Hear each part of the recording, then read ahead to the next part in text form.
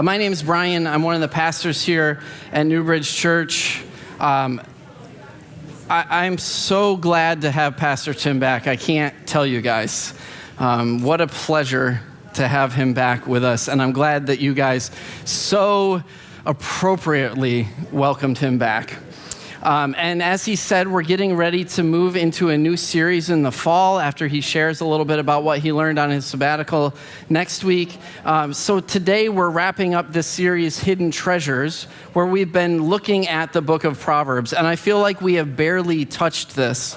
So I encourage you to be spending some time in Proverbs because there's so much for us to learn from this book. And it seemed to me like one of the themes in the book of Proverbs, as we're looking at how God has hidden wisdom all around us, is that it often comes with a lot of work to learn that wisdom. It comes in the difficult times, as Anna talked to us about a couple weeks ago. It comes in the moments where we're a little bit distressed. It comes in difficult relationships. And then after we've learned some wisdom, we have to actually apply it. And as Pastor Becky talked to us, it takes applying that wisdom day after day after day. We don't get a break from applying the wisdom. We have to continue to work and to hold on to it.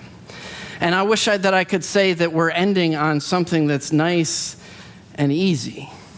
But we're actually going to go back to Proverbs 31 that Pastor Becky led us through. And she really focused on the last 2/3 of that book. And I want to go back and examine the first 9 verses of this chapter.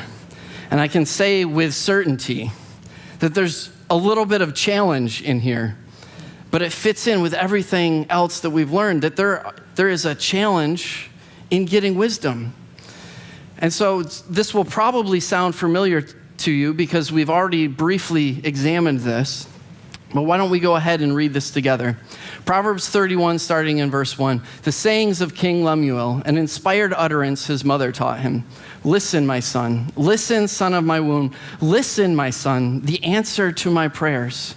Do not spend your strength on women, your vigor on those who ruin kings. It is not for kings, Lemuel. It is not for kings to drink wine, not for rulers to crave beer, lest they drink and forget what has been decreed, and deprived all the oppressed of their rights.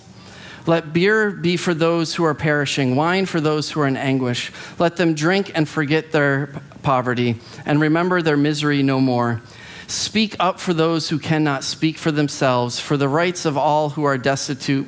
Speak up and judge fairly. Defend the rights of the poor and the needy. Have you ever had a family member come to you and they needed to say something really important? They needed to get your attention. Unfortunately, I think every single member in my family at some point has had to have a sit down, Brian, we need to have a talk moment with me. I'm a slow learner and very stubborn, it turns out. And I just imagine that is the case with starting off this chapter. Listen, my son who I love, the son of my womb, the answer to my prayers. You know when your mom drops those? That she's got something she wants to tell you and she's not going to let you out of it. And so I believe that there's this sense of urgency in what King Lemuel's mother has to say to him. And who doesn't want to have a family talk that talks about sexual purity, sobriety, and speaking up? I couldn't get this passage out of my head. The last 2 weeks, I was like, God, how about I preach on a different verse? How about I preach on something else? Because I'm not sure that I want to have this family talk. There's some high stakes involved when we start talking about this kind of stuff. And it makes sense coming from a mother, right? She wants her son to be focused on the right thing. She wants the best for him. And so she starts off by saying, look, you can't just go around and chase your sexual desires. I mean, the last 2/3 of the book is her talking to her son about the kind of partner he should be and the kind of partner that he should be looking for. And so it makes sense coming from a mother. It makes sense that she doesn't want him to waste his time chasing after all of his desires. And now we have a lot of questions, or at least I have a lot of questions about this passage, because we have no history outside of the Bible on who King Lemuel is. We don't know if this is like a code name given to him. We don't know who this is. And so I have all sorts of questions, like, was he already the king when she's having this conversation with him? Or is he a teenager waiting for his chance to rule? We don't know. Was he already messing up? Was he already making bad decisions? Or is she trying to have this conversation before he falls into unhealthy behavior? And we just don't know. The text doesn't give us those answers to those questions. But we do have her words, and we have them recorded, which means what she says to him is getting through to him. And he held on to these words. And whether or not he put them into practice or not, they were held on for long enough that they were recorded. And while they were written to him, we have the opportunity to learn from these as well. And she doesn't want him to waste his strength. I mean, as a king, he would have more access to his desires than a lot of us do. And the truth is, with the more power you have, the more access you have, quite often, the more shortcuts you take.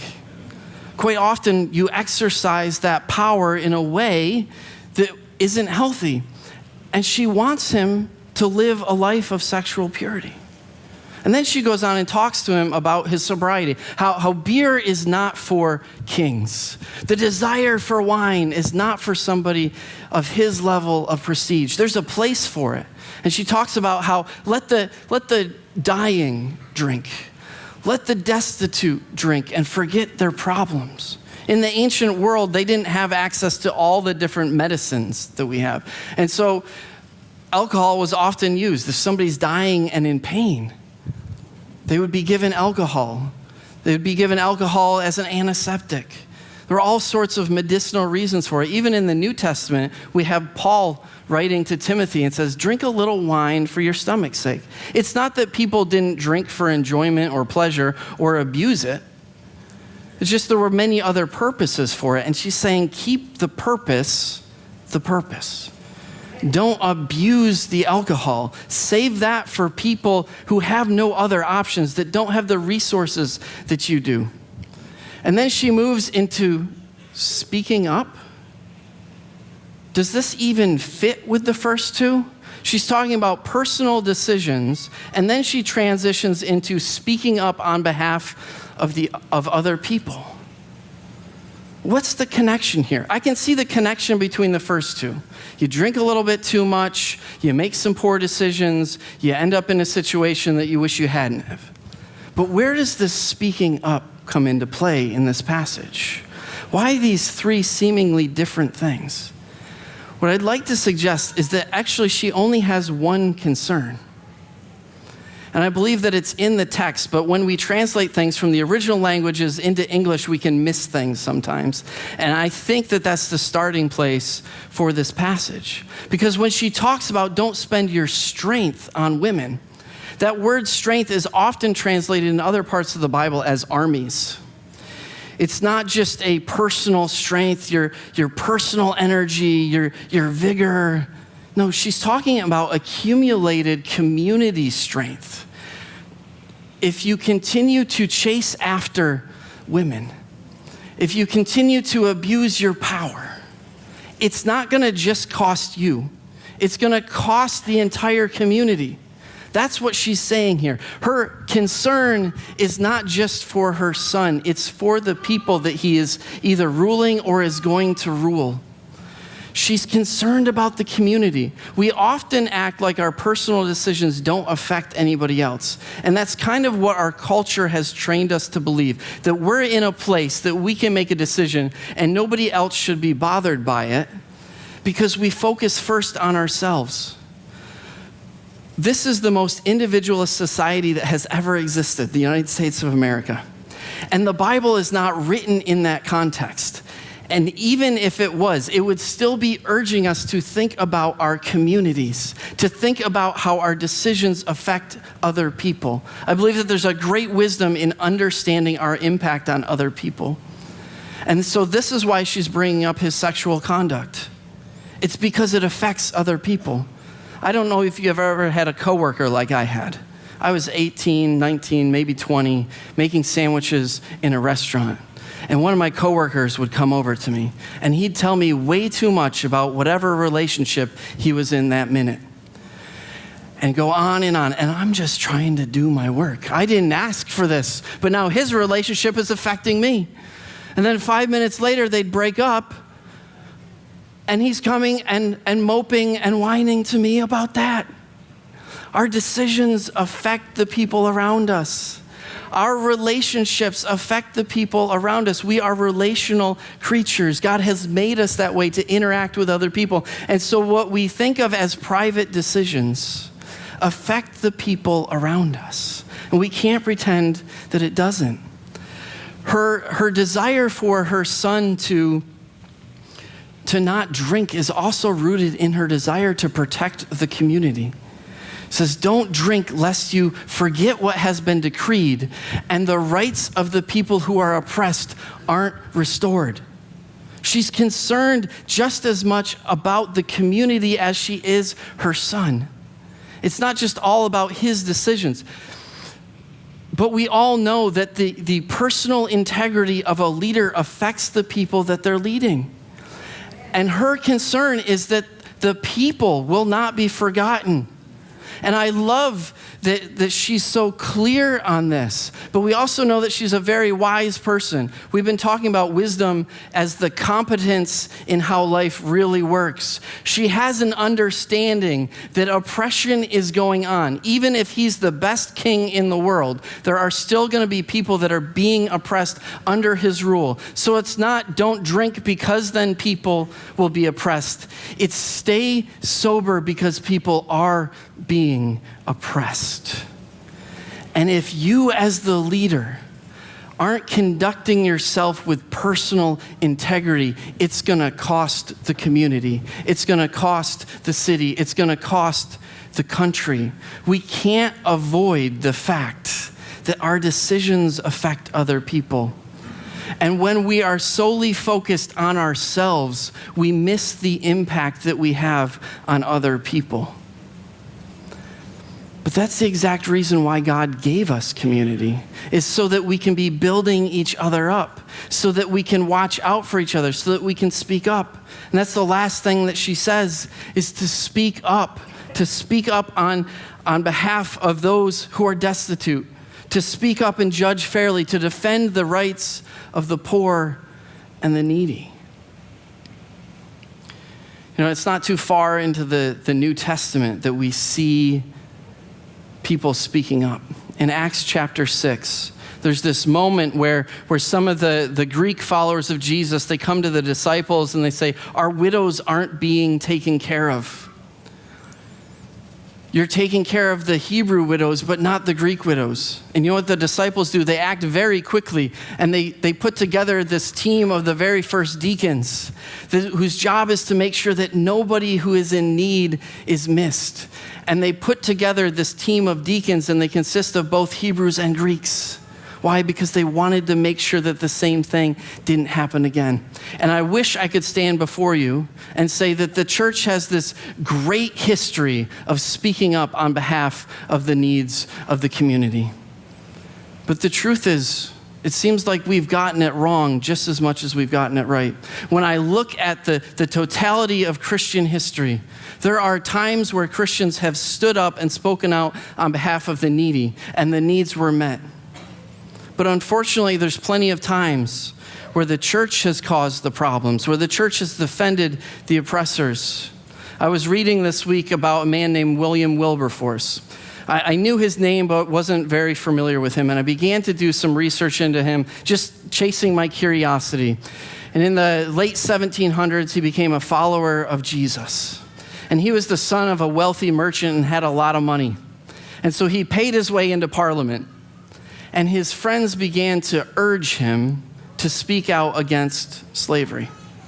And he did for 18 years, paying his own way, refusing to align with either of the two political parties within the English Parliament so that he could speak the truth without being pulled one way or the other. And after 18 years, slavery was abolished in the United Kingdom. Unfortunately, it took us in the United States a lot longer. And part of that problem, I believe, is that there were Christians who were defending the atrocities of American slavery.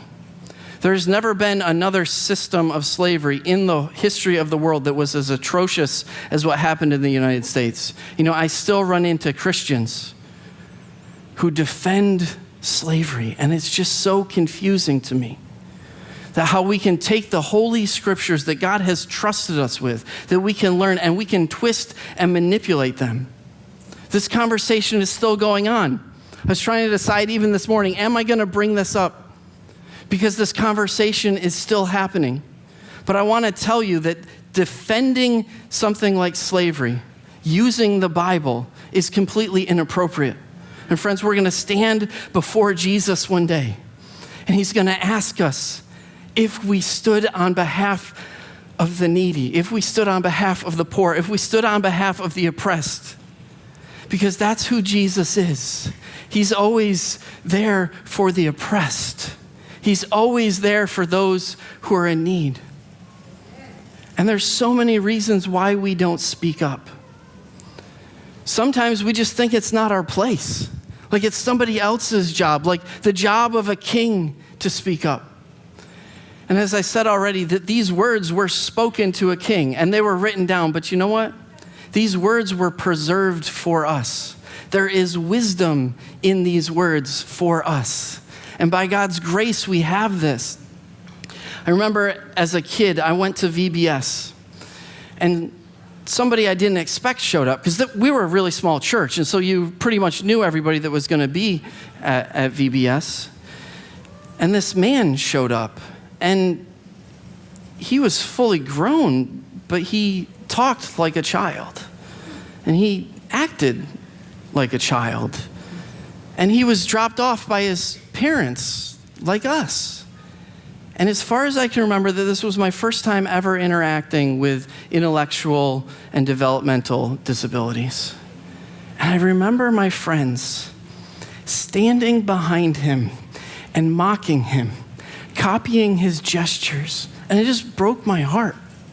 And I went home and I was processing with my mom and crying. Part of the reason I didn't speak up that day is because I thought it was an adult's place to speak up when they saw something wrong. I didn't think it was my place to speak up. How often do we silence our children because they point out things that are wrong in the world? Even as children, we can see when things are wrong, and we ought to cultivate that within the next generation. That they would be followers of Jesus who choose to speak up when they see that something's wrong. Sometimes we don't speak up because we're believing myths about other people. I've heard so many Christians talk about the fact that poor people are poor because they don't work hard. It only takes meeting one single mother who's working multiple jobs just to try and care for her kids to know that that's complete nonsense. It also only takes meeting one entitled rich person that got their money through inheritance and didn't actually have to work for it to know that your bank account does not necessarily equal how hard you work. Now, I'm not saying don't work hard. I would love for you to work hard. The book of Proverbs has all sorts of stuff about working hard. And sometimes that makes our bank accounts a little bit fuller. But there's not this direct correlation that we think there should be, because there's all sorts of life that happens. I've heard Christians say things like, this group of people is more prone to commit crimes than my group of people. We can twist data and do all sorts of gymnastics to make ourselves feel better, to make our group seem more special. But at the end of the day, they're lies, they're myths. It's racism. We don't have time or patience to be racist within the family of God. There's no place for white supremacy. There's no place for belittling other cultures' practices. No, we are called to love everyone as we have been loved. And sometimes it just comes down to, I've got my own problems. I've got my own stuff going on in my life. I don't have time to be speaking up for somebody else. I just have too much going on. Sometimes I think it's our busyness that gets in the way of us speaking up for other people. That we just have packed our schedules so full that we don't even have time to notice what's going on in the world. But I think the primary reason why we don't speak up is because of fear. We're afraid of what would happen if we speak up. I was in a situation where I saw one of my coworkers continually being lied about, continually being slandered to the rest of the team. And I realized that my boss was doing this with me. He was talking about my coworker, and he would always phrase it with, you're the only person I have to talk about this. I can't share this with anybody else, and I trust you. I know that you won't say anything. Not realizing that I was completely being manipulated. And then it turned out almost everybody on our team was that one person that could be trusted. And it finally hit me in this moment. I was having a conversation with my boss, and they brought up my coworker, and I was starting to catch on what was happening, and so I changed the subject. And a few minutes later, my boss found a way to bring this person back again. And so I changed the subject again. And the third time, they brought it up. And for the first time, I began to say something. But it was kind of low stakes and not that big of a deal. And then I realized where this whole thing was headed. Everything was being moved in the direction to remove my coworker, which I believed unjustly. And they saw it coming too, and so they had written a letter to corporate. And I had witnessed all this behavior. And so I had to decide, am I going to speak up against what I see happening? And man, I was filled with so much anxiety. What's going to happen if I speak out? What's going to happen to me? Am I going to lose my job? Because it looks like they're about to lose theirs. And so I drafted a letter just with the information, the data points that I had collected, and I sent it in, and I'm not sure I slept at all that night because I didn't know what was going to happen to me. I was more afraid about my own convenience than speaking out on behalf of the injustice that I was seeing. And ultimately, my friend was fired in what appeared to be a retaliatory move. And it cost me a lot. I've never had a season of my life where I've been lied about, gossiped about, talked about behind my back than that season. And it lasted about 2 years, and it was completely exhausting. When I began to walk down this path of speaking out, I didn't know what it was going to cost me. I knew it would cost me, but I didn't know the degree to which it would. I didn't know the anxiety I was going to deal with, the heartburn, the physical problems I was going to develop because I chose to speak out. And I remember saying to my father-in-law, I don't know that it was worth it. And he said to me, you cannot judge speaking out against injustice based on what happens to you. It was either the right thing to do or it wasn't. And I can say with certainty that though it cost me, it was the right thing to do because nobody else was going to speak out. It was just one person's word against another. And if you've ever been in a corporate situation like that, quite often the people who speak out and speak up are seen as the problem, not the person actually causing the problems. We see this in churches. There's a whole cover-up culture where we talk badly about the people who are speaking up, where we shame them, where we push them out. And yet Jesus is calling us to be the ones who choose to speak up, not to be the ones who shut things down, not to be the ones who create excuses. No, he's calling us to speak out, to speak up on behalf of those who need an advocate, who needs someone to speak on their behalf, whose voice is either being ignored or isn't heard, or they don't understand how they have the ability to speak out. That's who the people of God are. I've been asked before, where do you see Jesus speaking up in the New Testament? The entire thing is God speaking up through the person of Jesus on behalf of us. His whole life was speaking out. And you know what? It cost him too. It cost him his life. And he was willing to pay that price for us. But you see Jesus speaking out not just with his words, but his actions. He purposely went to the people that we would avoid. He went to the lepers, those who were unclean, and he spoke to them. He acknowledged them, and he made them clean. Some of my favorite stories in the New Testament about Jesus are his interactions with women. Jesus was always uplifting women. At that time, they would have been seen and treated like property. And yet Jesus is always dignifying them. One of my favorite stories in the New Testament is Jesus is on his way to go heal somebody. And this woman sneaks through the crowd. She sneaks up to him and touches his robe. And she's healed instantly. And rather than just moving on, Jesus completely stops. And he allows her to identify herself so that he can speak to the dignity that God had already given her. It's this beautiful moment. And you see Jesus going to Samaritans who the Jews completely avoided. They would completely walk around Samaria to avoid it because they didn't want to be associated with the people. And yet Jesus would purposely walk through Samaria and he would stop and he'd talk to them. And there's this beautiful story of a woman who's going out to get water in the middle of the day, which means that she was an outcast because you go get water in the morning and she's going in the middle of the day. And Jesus has this conversation with her. And he pulls out that she's had 5 husbands and she's now living with another man.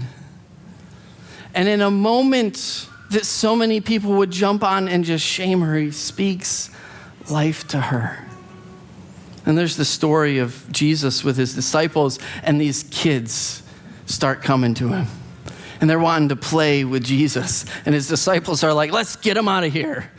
Kids are so disruptive and loud, they're taking away Jesus' focus. And he says, no, let the kids come to me. Jesus was always speaking out. Jesus was always speaking up. The people he was harshest to were the ones that were trying to control everyone else through their religion. That's the people that Jesus had the most problems with. Those that were so rigid in their belief system that if everybody just did what they were supposed to do, then the glory of God would come back to Jerusalem. And yet Jesus brought the glory of God with him wherever he went, and he went to the people that would have normally been forgotten about or pushed to the fringes. He spent time with the prostitutes and the tax collectors. That really ticked off the Pharisees. But I wonder how often our own religiousness, our own desire to have everything right keeps us from going to the fringes, keeps us from speaking out on behalf of those that need to hear from us. You know, there's this moment in Isaiah chapter 58, and the people are talking to God. They say, we've been fasting, we've been praying, we've been giving sacrifices to you, but we still don't hear you. Why are you not talking to us? And God responds. He says, is this not the kind of fasting I have chosen, to loose the chains of injustice and untie the cords of the yoke, to set the oppressed free and break every yoke? Is it not to share your food with the hungry and to provide the poor wanderer with shelter? That word wanderer, by the way, could be translated sojourner or foreigner. It's somebody that's not from here coming into here. When you see the naked, to clothe them and not to turn away from your own flesh and blood. The entire Bible is structured in the way that we're supposed to get the idea that as we care for people, that we're worshiping God. In the book of Genesis, the first chapter, it says that man is created in the image of God. Now, if you were to go to a foreign temple, a temple of another god, you would walk in, and there before you, you would see an image of that God. The same word in in Genesis that we translate image. In other parts of the Bible, is translated idol. And we translated image to differentiate between an idol that you would worship and the image of God. But in both cases, it's an image of a deity. If you were to walk into a temple of a false god and to desecrate that image, it would be as if you made an attack against the god. Friends, God has set things up in the same way. That when we make an attack against another person, another image bearer of God, that we are making an attack against God. I know that sounds harsh, but that's the way the Old Testament is set up and written, that we are supposed to take it that seriously. That's why when you get to the book of Matthew, chapter 25, Jesus says there's going to be a day where there's a judgment, and I'm going to ask people, did you feed the hungry? Did you clothe those that were naked? Did you visit the prisoner? Did you visit those who were sick? If you did those things, you did them to me. When we serve each other, we're serving Jesus, and he takes this very seriously. Friends, I've been so convicted this week. I love my shoes. But I had this moment. Can I stand before our people if I know that a child is making my shoes, and speak with sincerity? So I did some homework. I looked into the company that makes my shoes, and I'm still wearing them. I just ordered 2 more pairs. But what would my response have been if I realized that there's a child making my shoes? See, part of our problem today is that we're so removed from the impact. We can't see the impact of our choices because the world is so global and we're so spread out. But I can tell you that my wife has been working on me for a while. And I'm finally ready to follow her in this because she's very careful about the clothes she buys. She discovered that the fashion industry, clothes makers, are some of the greatest polluters and abusers of labor in the world. Just the other day, I wanted to buy a shirt. I found this shirt. It was awesome. It had this octopus on it. It was like going across the shirt. I was like, I need that. I have to have that shirt. And so I showed it to my wife, and I asked her about the company. She said, that's one of the worst offenders. And so I closed the website. I walked away. Now, in the grand scheme of things, that's not a very big cost to pay. I can find another shirt somewhere. But I want to take seriously the impact that I have on the world. And I'm inviting you to join me in this journey. And I don't think that you need to go home and research every single company of every single product of everything that you have in your house, in your life. But what I would like to suggest this morning is that we need to slow down a little bit, that we need to take seriously the impact that we can have on other people and how that affects the world. Because if you had to live behind the river that was being polluted by a company, you might change the view on the products that they produce. If you had to watch the child walk to work, not being able to go to school, it might change how you interact with the world. And as I look at the magnitude of the church worldwide, I have so much hope that there can be so much change because of Jesus. And that doesn't mean that we don't speak the gospel.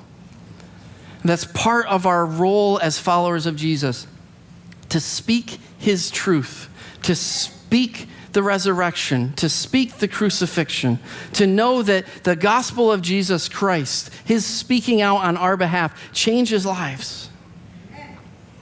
But we ought to also speak with our actions. Worship team, you can come forward. Because I believe that we have a much greater impact in this world than we're willing to give ourselves credit for.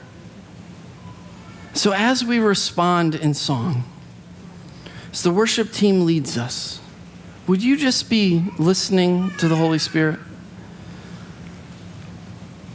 Because in all of our lives, there's areas where we can be a better representation of him. And friends, that makes him proud. Jesus loves when he gets to celebrate his children. He loves it when he sees a life that has been changed, that has been impacted by him. And we have been placed on this earth as his hands and his feet, so that we can speak out with both our actions and with our words and defend the needs of the poor, to speak up on behalf of the oppressed. Will you join me in prayer? Father,